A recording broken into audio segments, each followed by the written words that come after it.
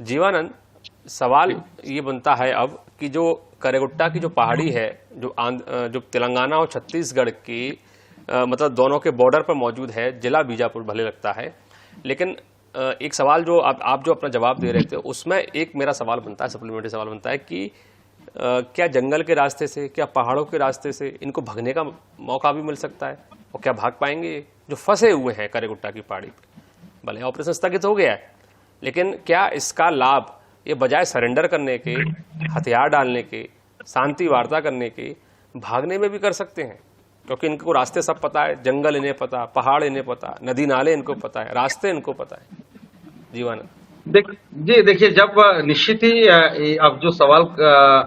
बोले उस सवाल के अनुसार ये देखा जाए, क्योंकि अगर ऑपरेशन स्थगित किया गया है और फोर्सेस का मूवमेंट कम हुआ है तो इसका फायदा जो है नक्सली जरूर लेंगे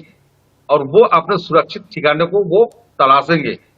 ये बात माना जा रहा है, क्योंकि जिस संख्या में हमारे फोर्सेस वहां पर तैनात था और फोर्स वहां पर वर्तमान कम है,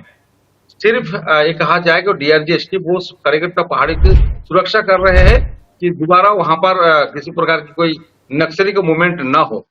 तो कहीं ना कहीं फोर्स का कमी अगर देखा जाए यार, वर्तमान परिस्थिति को देखते हुए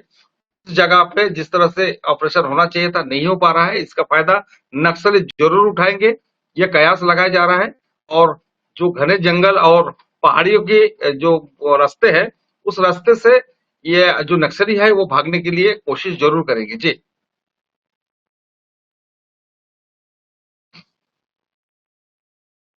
स्थगित हुआ है लेकिन खत्म नहीं हुआ, ये बहुत स्पष्ट हम अपने दर्शकों को कर देते हैं जीवानंद, क्योंकि ये बहुत बताना जरूरी हो जाता है कि ये भारत का सबसे बड़ा नक्सल ऑपरेशन था, एंटी नक्सल ऑपरेशन था, और जिस तरह की सफलताएं इस ऑपरेशन के जरिए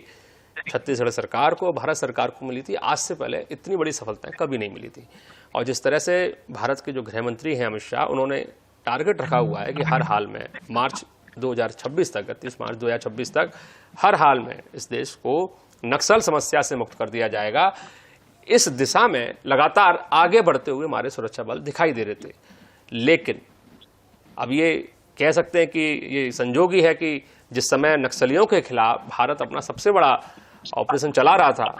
उसी समय पाकिस्तान ने भारत के सामने युद्ध जैसे हालात निर्मित कर दिए।